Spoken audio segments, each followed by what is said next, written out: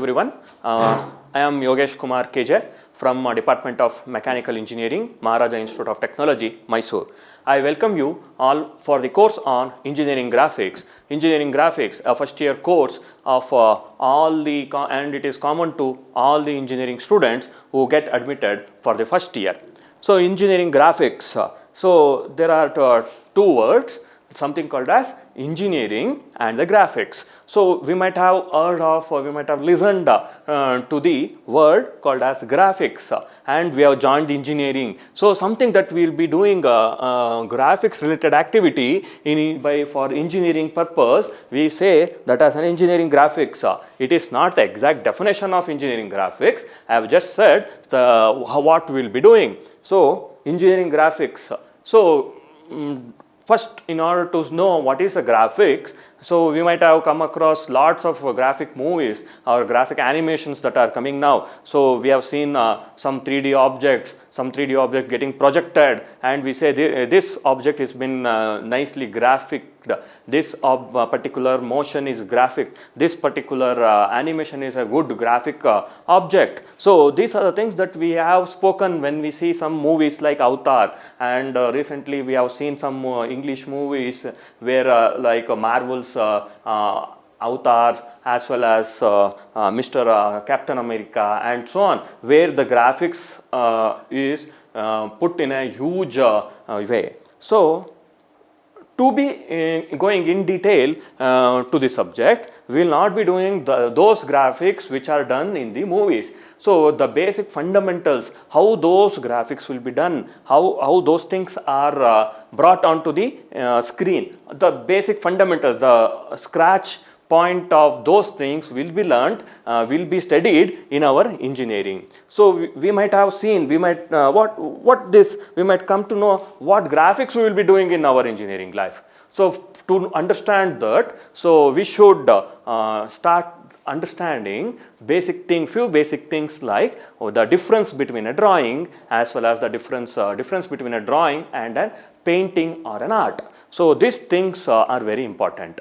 So an engineering graphics is a language for any engineer. It is a language, it is a communication language that we use in our engineering life. Many of you might have seen the building plans or the layouts, but many of the times at the beginning we will not be able to understand what it is written on those layouts or on those building plans.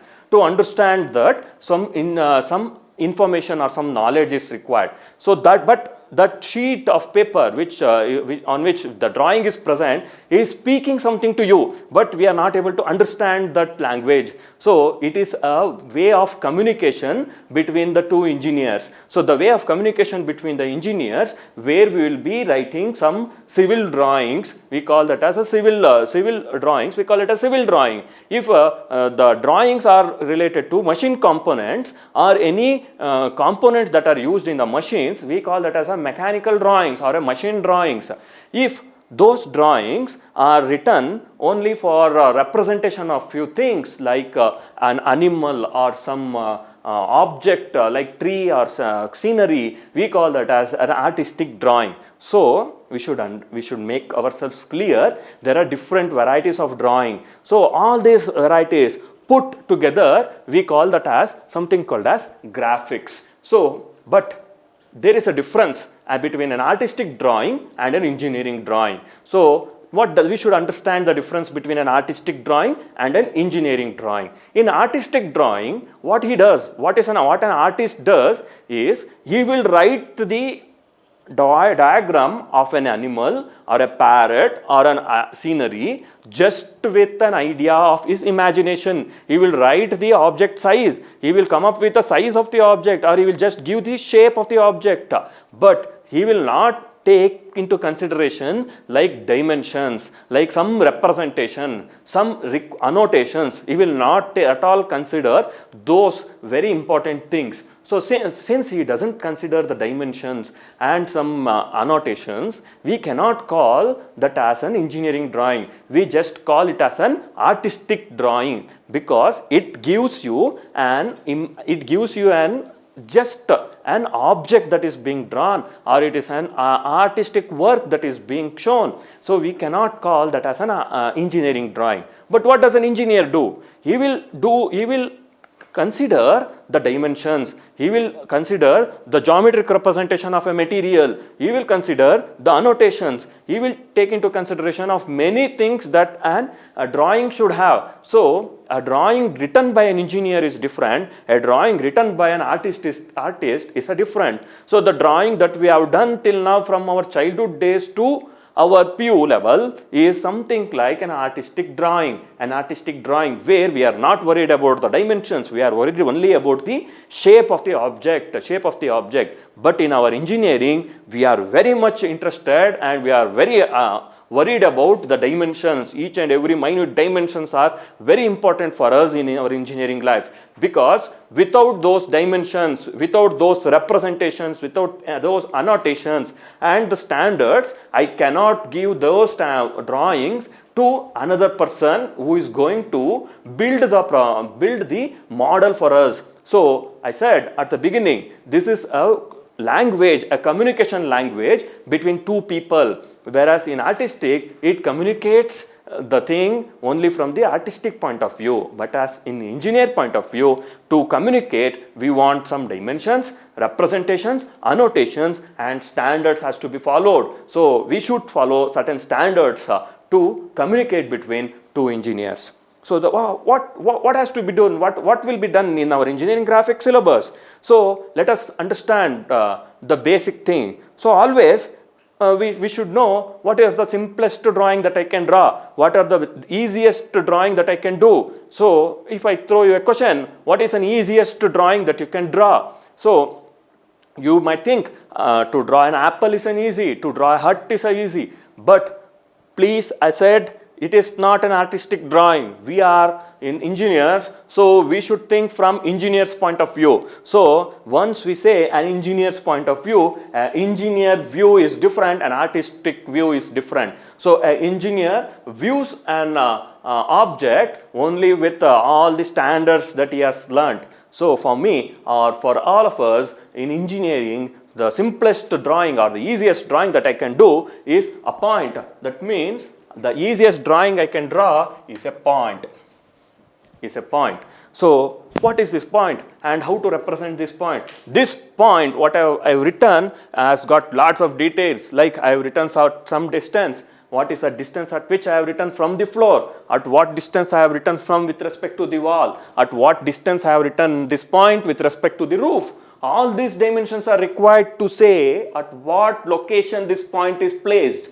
But what does an artist do? He doesn't take all those things into consideration. He just say the point is placed on the board. But an engineer will not do like that. An engineer will consider the point is some 100 millimeters above the ground and it is some 200 millimeters below the roof. He will speak in these terminologies. But an artist will not speak in those terminologies. So point is one of the easiest way of drawing. So this is what I said, we will start from our scratch, some the basic fundamentals of drawing. So when we start from basic fundamentals of our drawing, Visvesvaraya Technological University has framed a syllabus for this engineering graphics. So what is the syllabus framed by our VTU? So this is the syllabus what we have. So we will start with introduction to drawing. So what is an introduction to drawing? In the introduction to drawing, we will see what are the types of drawing and what are the methods of drawing and what are we should consider while we are using an engineering drawing in our course. So the second module after understanding how to start our drawing, so we will move on to the second module. The second module gives us the project which starts with the easiest drawing. Which is our easiest drawing? Point is the easiest drawing that I can draw. Then that's why they have framed the syllabus as projection of points. Later we will come to understand what is projection. Let us know only what is our syllabus now. So second module is given as projection of points. So after points, what is the next easiest drawing that I can do? Point is the first easiest drawing. Increase the number of points to 2. if I increase the number of points to 2 points, if I have a 2 point, then I can join these 2 points with the help of a line.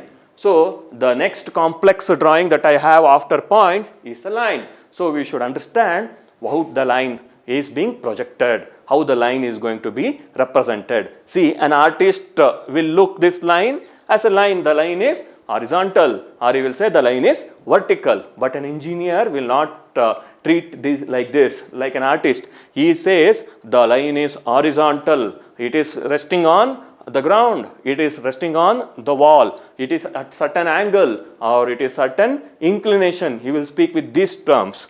Now, after projection of lines, we have projection of planes. Increase the number of lines to another 2. So what we can get? We can get a triangle. Triangle is a plane surface, plane lamina. So in the second module, we study how to project a line, how to project a point, and how to project a planes. So this is our second module. So once we are done with the second module, we will keep on increasing our difficulty level. So the next difficult drawing that we can see is solids. Solids, as the name itself indicates, it is a solid object.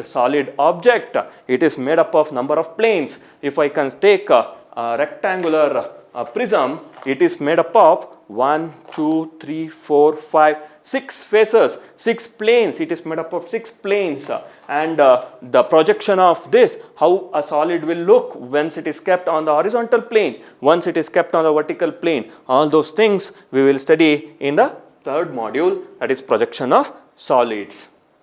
The fourth module is development of lateral surfaces of solids. So we should, it is a different concept than that of the first 3. So we are going to develop the surfaces. That means if I have a solid, if I have a cylindrical solid like this, once I cut at certain point, when I open it, what I am going to get? I will be getting something like a square or a rectangular object. Rectangular plane surface will be obtained. So different solids, when they are opened, will be giving us different shapes. So how to develop those surfaces, how to develop those solids will be dealt in module 4. In module 5, we are going to study the projection of we are going to study isometric projection. Iso, same, metric, the standard. So we will be studying how to project a solid in isometric scale. So it is again a different topic than the other 4. So once we come, when we flow into the syllabus, we will come to understand how the chapters are different and how we are going to project it. See, in all the modules, we have seen some word called as projection. Projection is a very, very important word in our graphics. So what is this projection? So we should understand the word called projection. Hope everyone might have visited, everyone have habit of seeing a movies. So how the movie is being seen? So there we are going to project the film onto the wider screen. We are going to project a film on a wider screen. How we are going to project it? We are going to throw a ray of light onto that film, perpendicular to that film. As the light strikes the film, it starts diverging and the film object is projected onto the screen. This is what we do. This is how we get a movie. This is how we get a film or an object displayed on a wider screen. The same concept is used in our engineering graphics also. Every time when we see an object, we start projecting it. Like you, the audience who are sitting in front of me can see me, and you can see as I am just leaning to this wall. That means you are projecting the ray of light that is emerging from your eyes, and you are seeing me as I am leaning to the wall. This is how the projection is going to work. So when we see an object, we should always project that object onto the screen which is behind the object. We just have that practice that we will be projecting. So you can see my shadow on the board. You can just see the shadow on the board. That means to say I am being projected onto the board. This is how the projection starts working. This is our syllabus. So our syllabus is divided into 5 modules. So introduction, then we will see points, lines and planes, then we will come across solids, then we will see how to open the solid and to get the shape, the basic shape of the solid, then we will understand how to do a 3D object by using isometric projection method. So this is our syllabus. So based on this syllabus, with respect to this syllabus, so the VTU has prescribed few of the textbooks and it has given a primer which from which majority of the questions has to be solved. So we have a good amount of books in our library called as Computer Aided Engineering Drawing Primer and Solution Book prescribed by VTU, which has got around 50 problems in each module. Like in points we have around 50 problems, and lines we have around 50 problems, planes we have around 50 problems, and each topic has got 50 number of problems in that. So if we solve those 50 number of problems, it is more than enough for us for appearing in the examination. Apart from this primer, you can also refer to Engineering Graphics by K.R. Gopal Krishna. The book is available both in our library as well as in the market, and you can also refer Engineering Drawing by N.D. Bhatt. N.D. Bhatt, very good book for engineering drawing as well as for the engineering graphics practitioner. So it is better to have that N.D. Bhatt textbook with you if you just love to understand how the drawing is done and how the projections are done. So this is our syllabus. So then if you come to the examination pattern. So the examination pattern for engineering graphics is different, way different from that of other subjects like physics, chemistry, mathematics and electronics and electricals.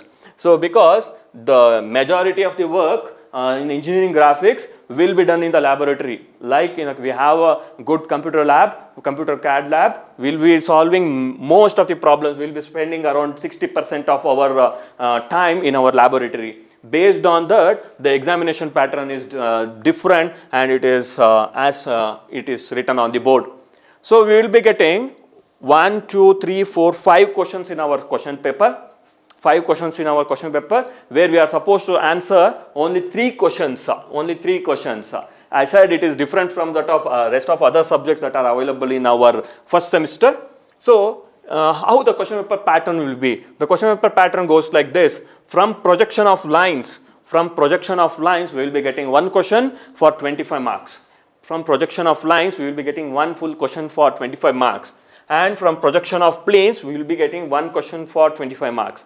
We have an option here. Either we should attain lines or we should attain planes.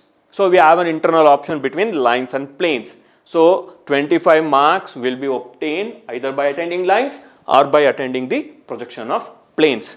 Then 1 full question from projection of solids. See, observe, this carries a huge weightage in our syllabus, and it has will be given for 45 marks. 45 marks is a huge value for us, huge marks for us. So there is no option in projection of solids. So it is a compulsory question for 45 marks. Then again we have 1 question from development of lateral surface and 1 question from isometric projection. So these 2 questions will be for 30 marks each, and again we have an internal choice. Either we should attend development of lateral surface or we should attend isometric projections. So totally once we combine 25 marks from lines or planes, 45 marks from solids and 30 marks from development or isometric projection will be giving us 100 marks. This is how the examination pattern will be. Then how the internal marks? What about the internal marks? Internals, we will be conducting 3 internals for you. The internal marks is for 40, which is divided again into 16 plus 24. What is a 16 plus 24? We are supposed to keep 1 sketchbook where the sketchbook looks like a graph book in which we are supposed to draw all the drawings what I have said here, like points, lines, planes, solids, surfaces, projections, isometric projections and so on.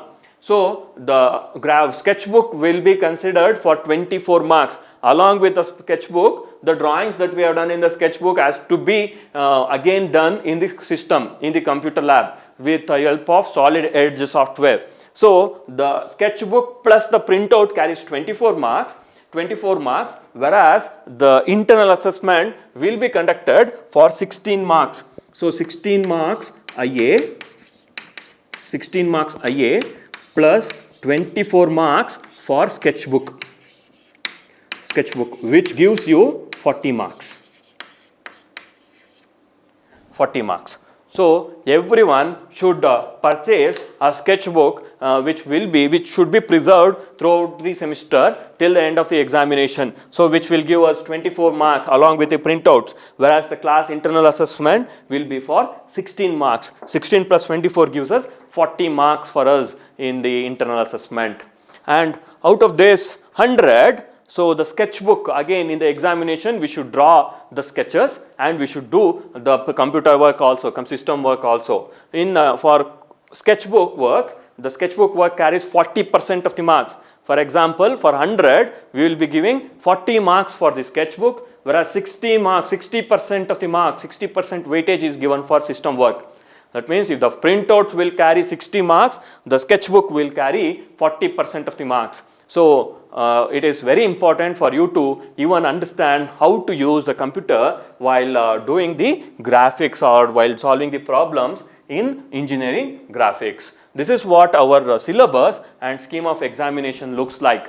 So in this, as I said, we should understand lots of things like projection, points, lines, planes, solids and so on. So we should also keep a reminder that I should even purchase the sketchbook, and selection of pencil, eraser, geometrical instrument is also very important for us in engineering graphics. Everyone should purchase different varieties of pencils. Like to draw a dark lines, we will use a HB pencil. To draw light lines, we will be using 2B pencil. And please have a geometric set, and when you come to the classroom, you should come with all the geometric sets and varieties of pencils, different pencils. As I said, we should use HB pencil as well as 2B pencil. To draw thin lines or light lines, we will be using 2B pencils. To represent the dark lines, we will be using the HB pencils.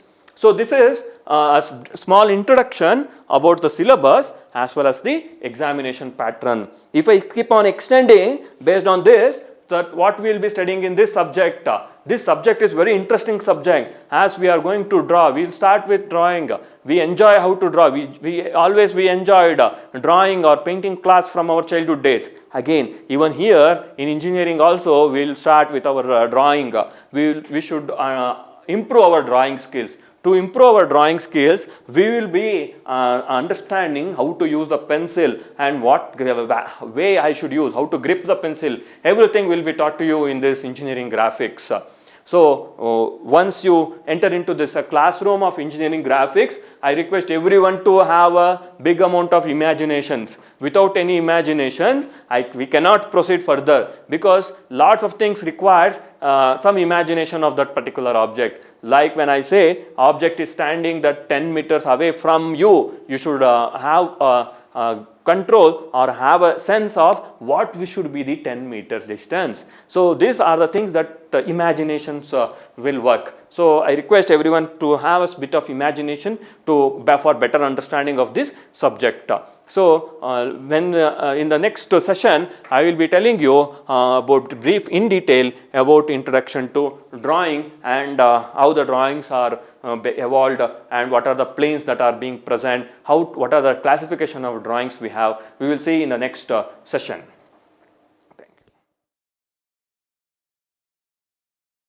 Welcome you all for our session on engineering graphics course. So in the previous session, we saw the syllabus and the scheme of examination and the examination question paper pattern.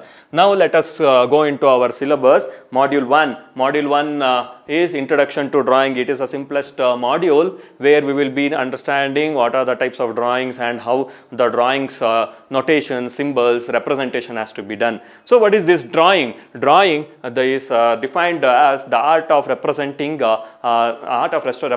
an object with a systematic lines on a paper is called drawing. It is an art of representing an object with a systematic lines. right, it is with the use of a systematic lines. An artist will also use the lines, but the systematic way he uses is different. The way the engineer uses those lines is different.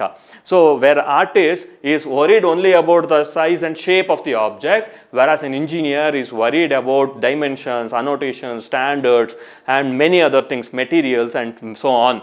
So the drawing is defined basically as the art of representing an object by systematic lines on a paper. So the drawing is basically classified into two categories: artistic drawing and an engineering drawing. I think by now you will be understanding what is an artistic drawing. The drawing an artist draws to give the shape of the object, to just come up with the shape of the object, is called as an artistic drawing. What is an engineering drawing then? An engineering drawing is the one where an engineer worries about dimensions, standards, annotations, representations, materials, and so on, so that he can communicate with the other person effectively, so that the other person can fabricate the material, fabricate the component, or he can build the building. So the engineering drawing is different than that of an artistic drawing.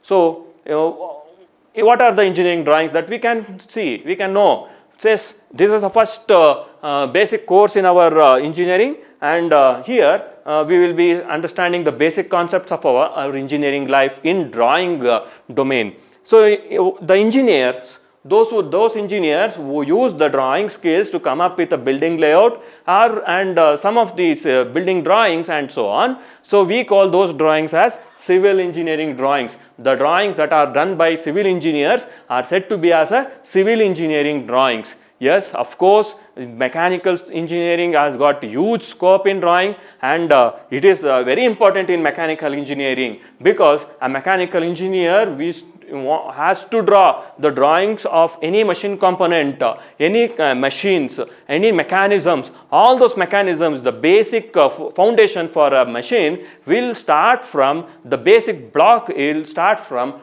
drawings. He should come up with a conceptual drawing, then he goes with detailed drawing, then he goes with modeling, then he gives simulation, and so on. So the drawings that are done by mechanical engineers are called as machine drawings or mechanical drawings. Even electrical engineers will use the drawings knowledge, the drawings which are used to build a circuit diagram, the circuit diagram of any machine component or any machine or any transformer. All those drawings which are drawn by electrical engineers are called as electrical drawings. So name any field of engineering where it uses the drawings with all the annotations and symbols and the dimensions, those drawings which are drawn by engineers, we group them under something called as engineering drawing. So these are the two basic categories of engineering drawing. So to start with our engineering drawing, so as I said, there is a huge difference between artistic and an engineering drawing. We are now should focus only on engineering drawing as we have joined an engineering course. So in engineering, so we will have some important things, like we will start with the basic drawing that we have is projection of points. Then we climb the ladder to move on to projection of lines. Then we still climb up to understand the projection of planes, solids, isometric, then development of lateral surfaces. To understand all these basic things, we should understand something called as planes and the projection planes. Projection of planes. So to understand the concept of projection of planes, I have represented something in the pictorial way. So in space or in the world, any object you take, everything is three-dimensional. We reduce them into two-dimensional, one-dimensional and zero-dimensional based on our convenience. So once I say everything is three-dimensional, so here I have represented something, I have written some diagram so that the object can be represented in 3D space. The object can be represented in 3D space. So how to represent them? There are certain standards. To represent all those things. So the basic standard that we start with our engineering drawing is the projection planes or the planes of projection. These are the planes on which we are going to throw the image of the object. As in the movie theaters, the film is projected onto the wide screen. The wide screen is acting as one of the plane. So that plane is given with certain name. So what is the name of that plane? And all those things we will start from this plane of projection. I think everyone can see the project plane of projection, 3D space plane of projection. It has got something called as VP, something called as HP. So what are this VP and HP? Some plane or some surface that is kept horizontal, or parallel to the floor or parallel to the ground, we call that as an horizontal plane. If you just observe the diagram, the entire plane is said to be an horizontal plane. A plane or a surface which is vertical, which is placed parallel to the wall, we call that particular plane as a vertical plane. You can observe we have one horizontal plane and one vertical plane. Both intersect at one particular point. Both are intersecting at one particular point, or a line you can just observe over here. This line where vertical plane and horizontal plane are intersecting with each other, we call this as a junction point, or we generally represent in our engineering language as an XY line. We represent that as an XY line. So you might have understood, you might have seen in your basics of mathematics where we have 4 quadrants. For example, for the first quadrant, both X and Y are positive. In the second quadrant, X is negative whereas Y is positive. In third quadrant, both X and Y are negative. In fourth quadrant, X is positive, Y is negative. We observed something there. First quadrant and third quadrant are exactly opposite to each other. In first quadrant, both X and Y are positive. In the third quadrant, both X and Y are negative.